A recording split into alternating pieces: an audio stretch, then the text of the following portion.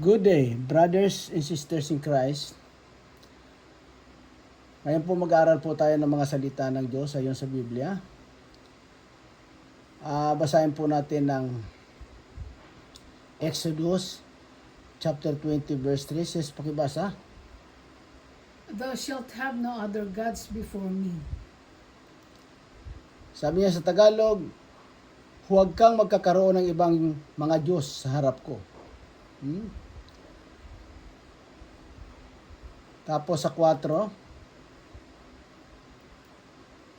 Thou shalt not make unto thee any graven image, or any likeness of anything that is in heaven above, or that is in the earth beneath, or that is in the water under the earth. sa Tagalog po, huwag kang gagawa para sa iyo ng larawang inanyuan o ng kawangis man ng anumang anyong nasa itaas sa langit o ng nasa ibaba sa lupa o ng nasa tubig sa ilalim ng lupa. Mga kapatid, ito po yung mababasa po natin ito sa Exodus chapter 20 verse 3 and 4. Makikita po natin na ito po, nabalaan po tayo ng ating Creator na sa una, hindi tayo magkakaroon ng ibang Diyos maliban sa Kanya. At ito na nga po, sa 4, huwag kang gagawa para sa iyo ng larawang inanyuan o ng kawangis man ng anumang anyong nasa itaas sa langit o ng nasa ibaba sa lupa o ng nasa tubig sa ilalim ng lupa. Ayan po yan mga kapatid.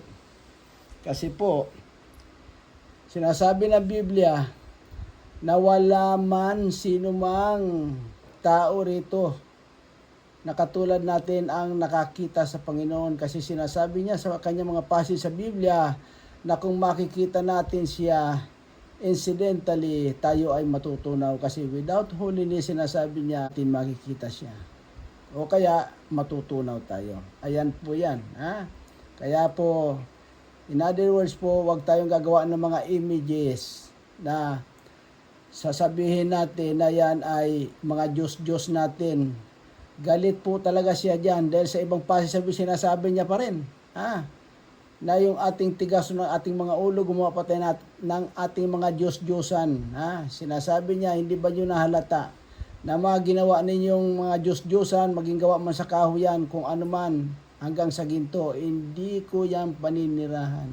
At kailanman ang aking kapangyarihan, hindi ko sinishare sa mga gawang ganyan. Kaya mga kapatid, panahon na para pag-aralan natin ang mga salita niya at ang mga utos niya ayon sa Biblia para hindi po tayo mapahamak. Sa 5 po mga kapatid, pakibasa nga Thou sis. shalt not bow down thyself to them, nor serve them. For I, the Lord God, I am a jealous God, visiting the iniquity of the fathers upon the children unto the 3rd and 4th generation of them that hate me. Sa Tagalog po, huwag mong yuyukuran sila o paglilingkuran man sila, sapagkat akong Panginoon mong Diyos ay Diyos na mapanibughuin, na aking dinadalaw ang katampalasan ng mga magulang sa mga anak hanggang sa 3 at 4 na sali ng lahi na mga napupuot sa atin. Mga kapatid, ito ay seryosong warning po to sa atin. Kaya po bakit? Pag sabi po ng Panginoon na yun sa Biblia, wala siyang linalang na hindi good. Ang ibig sabihin, perfect. Kaya po, hindi po natin namamalayan nang dahil po sa mga ginagawa natin, kinapuputan po tayo ng Panginoon kasi binabalaan na tayo rito na kahit man yukuran man lang, yukuran daw ang mga gawa natin mga Diyos-Diyosan, ay ito po ay paglabag sa Kanya. At siya po ay sinasabing a jealous God. At dahil po sa mga ginagawa yung sinasabi niya, akong Panginoon mong Diyos ay Diyos na mapanibughuin. Isa jealousy God, na aking dinadalawa ang katampalasan ng mga magulang sa mga anak hanggang sa 3 at 4 na sali ng lahi ng mga napuput sa akin. Kaya po ito po ang reality po mga kapatid, kung bakit po minsan nakikita po natin na ipinanganak ang isang tao na may kapansanan ito po ang sinasabi niya, hanggang sa ikatatlo at ikapat na sali ng lahi ng mga napupuot sa akin. Kasi po yung mga forefathers natin, mga magulang pa natin, yung mga magulang ng mga magulang natin, na walang pagkakilala sa tunay na Diyos, ayan po ang ikinagagalit niya kung bakit nagkaroon tayo ng mga anak na may kapansanan. Hindi po yun, it is not the will of God. Kasi sinasabi niya, during God creation, everything is perfect, good. Next po, sa 6. And showing mercy unto thousands of them that love me and keep my commandments. Sa Tagalog, at pinagpapakitaan ko ng kaawaan ang libu-libong umiibig sa akin at tumutupad ng aking mga utos. Ay, mga kapatid, ayan po yung utos niya, the very 10 commandments of God. Kaya po dapat, ito po, balik po tayo sa una na dapat po, tuparin natin kanyang mga utos. Kasi para po naman bigyan tayo ng kanyang mga blessing. Basahin naman po natin mga kapatid ang Ezekiel chapter 14 verse 6. Therefore say unto the house of Israel, thus saith the Lord God, repent and turn yourselves from your idols and turn away your faces from all your abominations. Sa Tagalog, kaya't sabihin mo sa sambahayan ni Israel, ganito ang sabi ng Panginoong Diyos, magbalik loob kayo at kayo'y magsitalikod sa inyong mga Diyos-Diyusan at ihiwalay ninyo ang inyong mga mukha sa lahat ninyong kasuklam-suklam. O, mga kapatid, ibig sabihin po, hindi lang po, ito po sa sinasabi po ng Panginoon sa mga taga-Israel, hindi lang po ito akma-akma sa Israel, kundi po ito ay akma po sa ating lahat. Ang Israel po, saka tayo wala pong pinagkaiba yan. Ang pagkaiba lang po sa atin, tayo ay mga hintil, sila po yung the chosen people of God. Pero sinasabi na Biblia na ang kaligtasan ay manggagaling sa Israel hanggang sa kaduluduluhan ng mundo na maliligtas. Kung tayo ay makikiisa sa mga alituntunin ng Panginoon. Ayan po. Tapos po sa 7, For every one of the house of Israel, or of the strangers that sojourneth in Israel, which separated himself from me, and set up his idols in his heart, and put it in stumbling block of his iniquity before his face, and cometh to a prophet to inquire of him concerning me, I the Lord will answer him by myself. Sa Tagalog, sapagkat bawat tao sa sambahayan ni Israel o sa mga taga-ibang lupa na nangananahan sa Israel na humihiwalay ng kanyang sarili sa akin at nagtataglay ng kanyang mga Diyos-Diyusan sa kanyang puso at naglalagay ng katitisuran sa kanyang kasamaan sa harap ng kanyang mukha at napaparoon sa propeta upang magusisa sa akin tungkol sa kanyang sarili, akong Panginoon ang sasagot sa kanya. Tingnan mo po mga kapatid, na sinabi niya kailangan humiwalay sa kanyang sarili sa akin, nagtataglay sa kanyang mga Diyos-Diyusan. Ito po yung mga gawa natin mga Diyos-Diyusan. Kaya po, nagagalit po ang Panginoon diyan sa mga gawa natin mga Diyos-Diyusan. He is a jealous God, kaya sinasabi po niya sa ibang passage ng Biblia dahil po sa ating mga katigasan ng ulo. Sa mga Diyos-Diyosan natin na kung saan tayo nagdarasal, hindi sa Kanya. Sabi niya po, hindi tayo niya pakikinggan, aalisan tayo niya at hindi tayo pakikinggan. Ang ibig pong sabihin nun, hindi po tayo nakasulat sa Book of Life. Basahin naman po natin mga kapatid ang Isaiah chapter 19 verse 1. The burden of Egypt, behold, the Lord rideth upon the swift cloud, and shall come into Egypt, and the idols of Egypt shall be moved to his presence, and the heart of Egypt shall melt in the midst of it. Sa Tagalog, ang hula tungkol sa Ehipto, narito ang Panginoon ay nakasakay sa isang matuling alapaap at napasa sa Ehipto, at ang mga Diyos-Diyosan ng Ehipto ay makikilo sa kanyang harapan at ang puso ng Ehipto ay manglulumo sa gitna niyaon. Ibig sabihin po ito pala, yung mga Diyos-Diyosan, pag in the presence of the Lord, pati yung mga ganyan, ay, ibig sabihin, hindi rin sila mapalagay ang mga bad spirit na naninirahan dyan sa mga Diyos-Diyosan na yan, sila pala nabubulabog din. And then next, And I will set the Egyptian against the Egyptians, and they shall fight every one against his brother, and every one against his neighbor, city against city, and kingdom against kingdom. sabi niya sa Tagalog, at aking hikayatin ang mga Ehipsiyo laban sa mga Ehipsiyo, at lalaban bawat isa sa kanyang kapatid, at bawat isa laban sa kanyang kapwa, bayan laban sa bayan, at kaharian laban sa kaharian. Mga kapatid, hindi ba ninyo nahalata kung bakit ang mundo ngayon, particularly sa atin, masyadong magulo? Yung mga namumuno sa gobyerno hindi magkasundo-sundo. Dahil ito sinasabi niya na dahil sa mga idolo natin, na ang mga idolo natin, yung mga Diyos-Diyosan bukod yan, ang sinasabing idolo, generally sinasabi niya, yung mga ginugusto at ginagawa nating parang Diyos din yun, katulad ng mga mamon, pera, sasakyan, asawa, mga anak, apo. Kung yun po ang ating kinagigiliwan araw-araw, remember po ang Panginoon ay He is a jealous God. Kaya sabi niya, dapat walang kapalit siya sa puso natin, kundi siya lang. Ayan po. Ano ang ginawa niya rito? Sinasabi niya, kapatid laban sa kapatid. Bayan laban sa kapatid. Bayan sa bayan. Kaya ngayon po, kung bakit tayo magulo, dahil sa mga ating pananampalataya na wala talaga sa tunay na Diyos. Ngayon po, lalo itong mga nakaupo sa gobyerno, naging gahaman po sila sa mamon.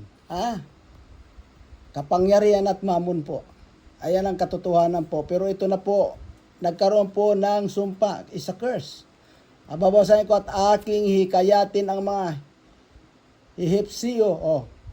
Sa atin, hikayatin mga Pilipino laban sa mga Pilipino. Kung sa atin, at lalaban bawat isa sa kanya-kanyang kapatid. Kapwa Pilipino, at bawat isa laban sa kanyang kapwa, bayan laban sa bayan, at kaharian laban sa kaharian. Tingnan po, nagkaroon po tayo ng curse na dahil po sa pananampalataya natin na hindi sa tunay na Diyos. Dito po sa 3. Sis, pakibasa mo nga yan. And the spirit of Egypt shall fail in the midst thereof, and I will destroy the counsel thereof, and they shall seek to the idols, and to the charmers, and to them that have familiar spirits, and to the wizards. Sa Tagalog po, at ang diwa ng Ehipto ay mauupos sa gitna niyaon.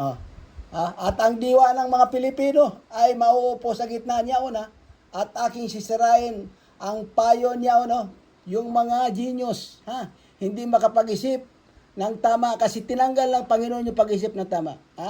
At sasangguni sila sa mga Diyos-Diyosan, mga Diyos-Diyosan, mga gawa nating mga kamay ng mga Diyos-Diyos, at sa mga encantador, yung mga enchanted, mga inkanto, at sa mga nakikipagsanggunian sa masamang espiritu at sa mga manghula. Kaya po yan, ito po manghula, at lagi pong yan po ang tinatawag medium. Sino po ang sasagot dyan kundi yung bad spirit ni Satanas? Kaya mag-isip-isip po tayo dyan. Dahil sinasabi ng Biblia sa mga ibang passage sa Biblia, kung tayo nagsasangguni sa mga ngayan, hindi talaga natin makikita ang kaharian ng Diyos. Kaya mag-isip po tayo dyan. Basahin naman po natin ang 2 Corinthians chapter 6 verse 16. Sis, pakibasa. And what agreement hath the temple of God with idols? For ye are the temple of the living God, as God hath said, I will dwell in them and walk in them, and I will be their God, and they shall be my people. Sa Tagalog, at anong pakikipagkaisa mayroon ang templo ng Diyos sa mga Diyos-Diyosan? Para po malaman ninyo, ang templo ng Diyos is tayo. Our body is a temple of God. Yan po ang sinasabi rito. Sapagkat tayo ay templo ng Diyos na buhay. Tingnan mo. Gaya ng sabi ng Diyos, mananahan ako sa kanila at lalakad ako sa kanila at ako'y magiging kanilang Diyos at sila'y magiging aking bayan. Tingnan mo po mga kapatid. Ang ibig po sabihin nito, hindi raw ba natin nalalaman na tayo ay templo ng Diyos, the original church. Tayo po yun. Templo sa English church. Yan po ang tunay. Sinasabi niya rito, at anong pakikiisa mayroon ang templo ng Diyos, mga Diyos-Diyusan. Sinabi niya po sa ibang passage ng Biblia, yang ginawa niyo mga Diyos niyo sa kamay, maging yari man sa bato, kahoy, inukitan ng mga hiwagang kamay, ay hindi ko paninirahan, sabi niya. At ang kapangyarihan ko hindi ko sinishare dyan sa mga gawa ninyo mga kamay, nang dahil sa inyong mga tigas ng ulo, aalisan ko kayo at hindi ko kayo pakikinggan. Kaya po, mag-isip-isip po tayo dyan. 17 po.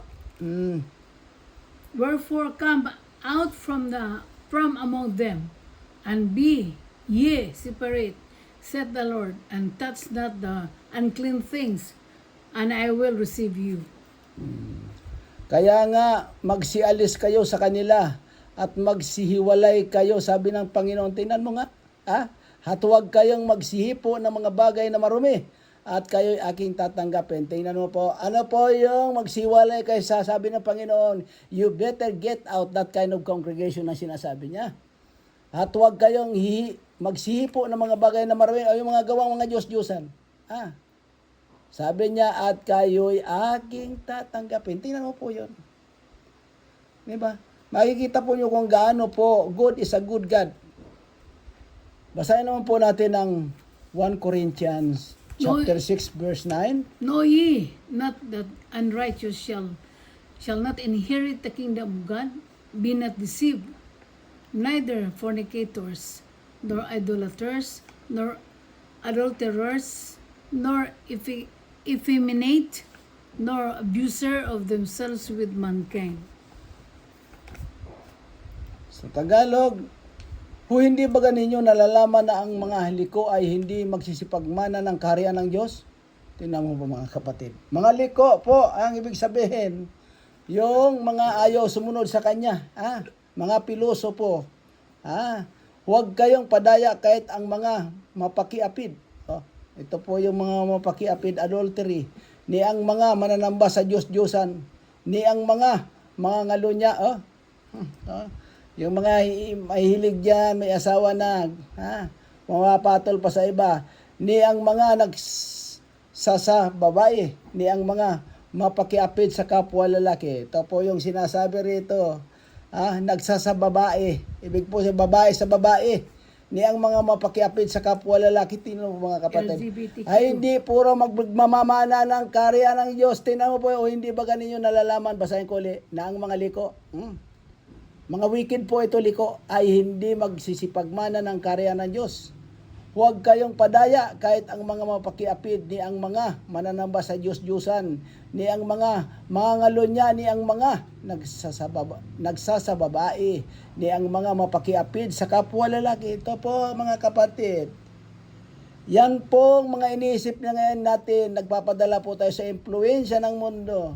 Ang sinasabi na sa passage na Biblia, kung mahal natin ang mundo, hinahanap natin yung karangyaan ng mundo, hindi rin po rin tayo magmamana ng kaharian ng Diyos, at sinasabi niya, tayo ay kanyang kaaway. Kaya po mga kapatid, ito po ay warning po ito sa atin ng Panginoon na haba pong tayo buhay pa, winawarningan na po tayo. Sa sinasabi niya na ang kapatawaran ay mangyayari lamang pag tayo ay buhay pa. Pero pag tayo po ay patay na, sinasabi po, ayon po sa Hebrew 9:27 verse 27 to 20, sinasabi, appointed time to everyone wants to die, then judgment po. Kaya po yan, pag tayo po ay patay na, sinasabi niya po, wala na raw pong kapatawaran dahil po tayo ay may judgment na. Kung saan po tayo Dalawa lang po yun. Good and bad environment. Yung pong good environment, ano po yun? Paradise. And bad environment is hell. O kaya impyerno. Basahin naman po natin mga kapatid ang Isaiah chapter 43 verse 10. Ye are my witnesses, saith the Lord, and my servant whom I have chosen, that ye may know and believe me, and understand that I am He. Before me there was no God formed, neither shall there be after me. Sa Tagalog po, kayo'y aking mga saksi, sabi ng Panginoon, at aking lingkod ng aking pinili, upang inyong maalaman at magsisampalataya kayo sa akin at inyong matalastas na ako nga, walang Diyos na inanyuan na una sa akin o magkakaroon man pagkatapos ko. Tingnan mo. Ang ibig pong sabihin nito, walang ibang Diyos kundi siya lang. Ayon po sa ibang passage sa Biblia, siya ang Diyos na walang pinagsimulan. Siya po yung sinasabing Alpha and Omega. Mo yan? Walang hangganan po yung kanyang buhay at kapangyarihan po. Sinasabi kayo'y aking mga saksi. O sabi mo. Sino po yung mga saksi? Kayo. Tayo. O kaya yung mga propeta. Sabi ng Panginoon at aking lingkod na aking pinili. O lingkod mga propeta. Upang inyong maalaman at magsisampalataya kayo sa akin at inyong matalastas na ako nga. Walang Diyos na inanyuan na una sa akin o magkakaroon man pagkatapos ko. Tingnan mo po yun. Sapagkat ang Diyos po ay nag-iisa lang. Wala pong iba. Kundi, remember po sinasabi ng Panginoon, sinasabi ng Panginoong Hesus, sabi niya, My Father and I is one. Di ba? Kaya ibig sabihin, iisa po ang Diyos. Hindi po tatlo, kung talagang isa lang po. Nalilito po kayo tungkol doon sa mga espiritu, yung pinapamudbog po kayo ng mali. Tayo ng mali, yung Trinitarian. Ang po malaman po natin na ang spirit is this, yun po, Diyos yun eh. Because ang tao, ang Panginoon po, ang Diyos po, hindi katulad. Hindi po siya tao, kundi spirit. Kaya po tayo ay babalik sa ganyan nyo. Pag tayo namatay, babalik tayo sa ganyan. Kasi yung hininga natin, which is hiniram natin sa Panginoong Creator, babalik sa Kanya. Ano po yung husga natin, kundi yung ating soul o spirit under nitong mga body natin. Ayun pang husga dyan. Sa 11 po,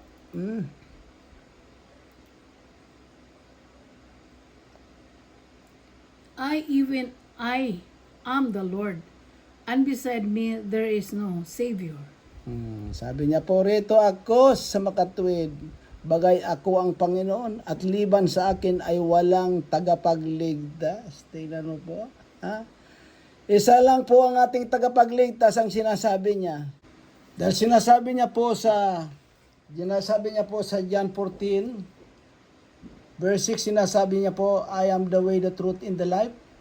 No one comes to the Father but unto me. Wala pong ibang way, kundi siya lang po ang way natin na iba. Wala na pong iba. Basahin naman po natin ng Isaiah chapter 45 verse 5. I am the Lord, and there is none else. There is no God beside me.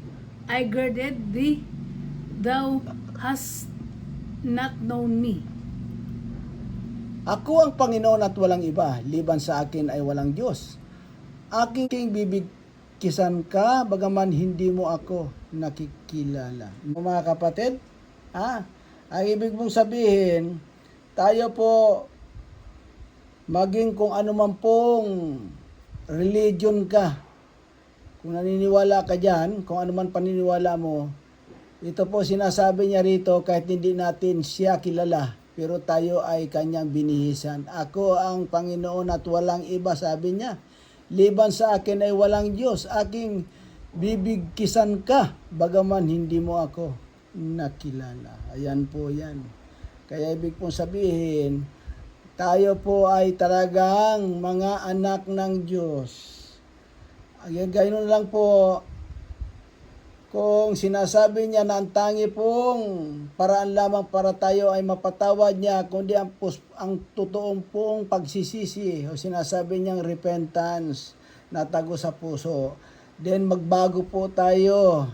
Then magiging ganap po tayong uling anak niya. Ayan po yan. Kaya tayo po ay mag-isip-isip. Basahin naman po natin ang Philippians chapter 3 verse 19. Whose end is destruction, whose God is in their belly, and whose glory is in their shame, whose mind earthly things. Sa Tagalog po na ang kanilang kahihinatngan ay ang kapahamakan, na ang kanilang Diyos ay ang tiyan, at ang kanilang kapurian ay nasa kanilang kahiyan, na nag-iisip ng mga bagay na ukol sa lupa. Ito po yon mga kapatid. Kung tayo po lagi nating ginugusto ang mga nangyayari sa lupa, itong pagkamoderno ng mundo, ang ating mga profesyon o ang ating mga business, ito po ay patungkol po ito rito sa mundo na ito, ukol sa lupa po yan. Sinasabi niya na kahinat nga natin ay kapahamakan. Kasi po, kung wala ang Diyos sa ating buhay, kundi ang dinodiyos natin yung ating mga pag-aari, yan po, ideology rin po yan, o idol. Yan pong mga yan ay kalaban ng Panginoon. Kaya sinasabi niya, ang mga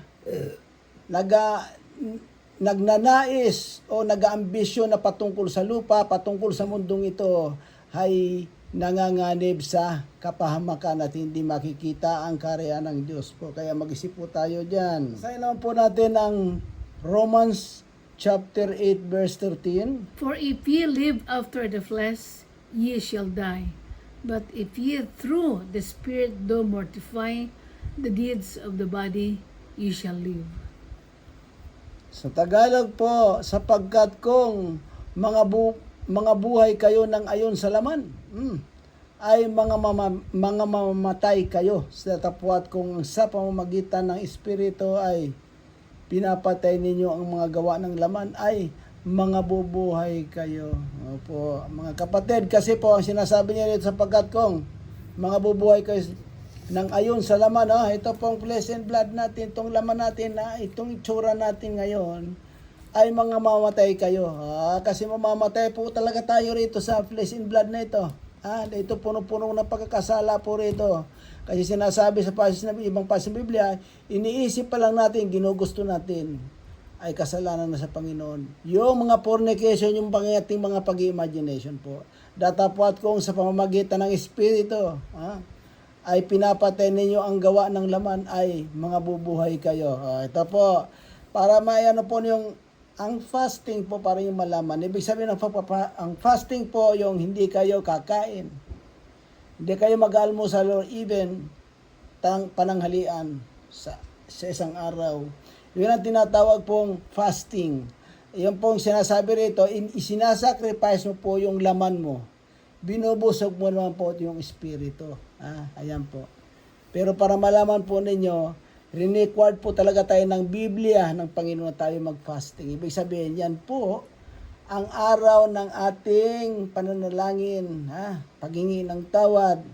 Kaya lang po, hindi po tayo nakasunod yan dahil pinasunod din po tayo ng mundong ito na mali. Kasi po, ang sineselebrate natin, nakapahingan ay Sunday. Para malaman po ninyo, ang Sunday po, yan po ay paganong paniniwala po. Nagbago po yun si Emperor Constantine ng Rome. Ayun po yung pang-apat po na commandment sa gobyerno po yun. Sinasabi ng sa pang-apat po, remember Sabbath day to make it holy. Ano po yung Sabbath day? Saturday. At ang Sunday po, ayon sa Biblia, first day of the week, which is yun po ang pagkabuhay ng Panginoong Hesus. Pero hindi po yan ang inordina ng Panginoon na tayo ay magpahinga. Kundi sinasabi niya, remember Sabbath day to make it holy. Yan pong Sunday, very soon po, yan po ang gagawin ng isang relihiyong pangmundo na mandatory worship Sunday. Pag dumating po yun, katakot-takot po ang kahirapang ibigay sa atin ng Creator. Pag yan po ay naging ganap na pagpapatupad ng tao, kasi sinasabi ng Biblia, saan ba kayo susunod? Sa akin ako ang creator ng mundo at ang lupa, o ang tao? Ay karamihan po sa atin ngayon, tao ang sinusunod natin eh. Ha? Kaya po distraction po abutin natin diyan, mga kapatid. Basahin po natin ang Matthew chapter 7:21. Not everyone that said unto me, Lord, Lord, shall enter into the kingdom of heaven, but he that doeth the will of my Father which is in heaven. Hindi ang bawat nagsasabi sa akin, Panginoon, ay papasok sa kaharian ng langit, kundi ang gumaganap ng kalooban ng aking Ama na nasa langit. Tingnan mo pa nga kapatid, yung hindi lahat tayo laging araw-araw nasa simbahan, laging bumabanggit sa Panginoon. Kaya lang ang problema po, kung hindi tayo nagsisisi, hanggang banggit lang po, ayaw natin magsisi, magbago sa ating mga inugali. Sabi niya, hindi tayo niya pakikinggan. Ayan po yan. Tapos next po.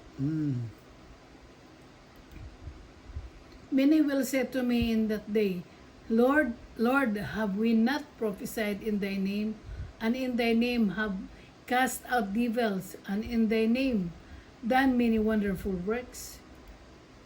Marami ang mga nagsasabi sa akin sa araw na yaon, Panginoon, Panginoon, hindi baga nagsipaghula kami sa iyong pangalan, at sa pangalan mo'y nangagpalayas kami ng mga demonyo, at sa pangalan mo'y nagsigawa kami ng maraming gawang makapangyarihan. Ayan po mga kapatid. Kahit po tayo araw-araw nagbibigay ng tithings, nagsisimba po tayo araw-araw, kung hindi naman po tayo nagsisisi, ayaw po natin i-acknowledge na isa tayo sa mga nakagawang sala o isa sa may mga kasalanan, hindi po tayo niya makikilala. Kung hanggang banggit lang po, hindi naman po tayo namumuhay ng ayon sa Kanya. Mahirap po yan mga kapatid, kaya po mag-isip-isip tayo. Next po. And then will I profess unto them, I never knew you. Depart from me, ye that work iniquity. Sa Tagalog po, at kung magkagayoy, ipapahayag ko sa kanila, kailan may hindi ko kayo nangakilala. Magsilayo kayo sa akin, kayong manggagawa ng katampalasan. Ito po ang sasagot ng Panginoon sa atin. Hindi tayo niya kilala dahil po ganito yan.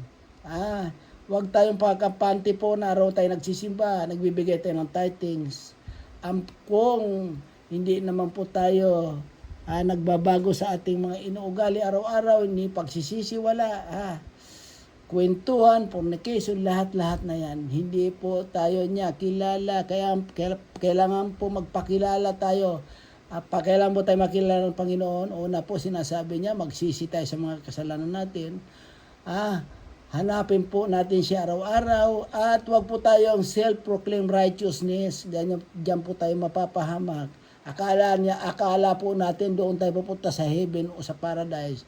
Yun pala pupunta tayo doon sa impyerno, kaya mahirap po yon. Marami pong salamat sa mga nakinig sa araw na ito. Sana po magkaroon po kayo ng kusang loob na magbasa rin ng mga Biblia. I-check po ninyo, ibasahin nyo sa Biblia itong mga ating mga nabasa. Para naman po ipuin kayo ng Holy Spirit ng Panginoong Hesus, na kayo ay maging katulad sa mga magiging mga anak niya, na kanyang agawin at kanyang ililigtas sa mundo ito. Paano po, maraming salamat sa mga nakikinig at sa ating mga nabasa ngayon. Sana po huwag kayong magsawa sa pakikinig ng mga salita ng Diyos na ating binabasa. Ito po ang iyong kapatid, si Pastor JC. Maraming pong salamat.